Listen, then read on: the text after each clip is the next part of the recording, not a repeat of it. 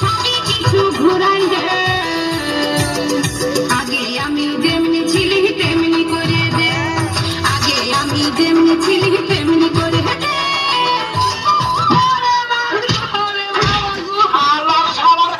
এবার মারলে এত অপমান। ঠিক আছে, আমি চলে যাচ্ছি, আর কোনোদিন আসবো না।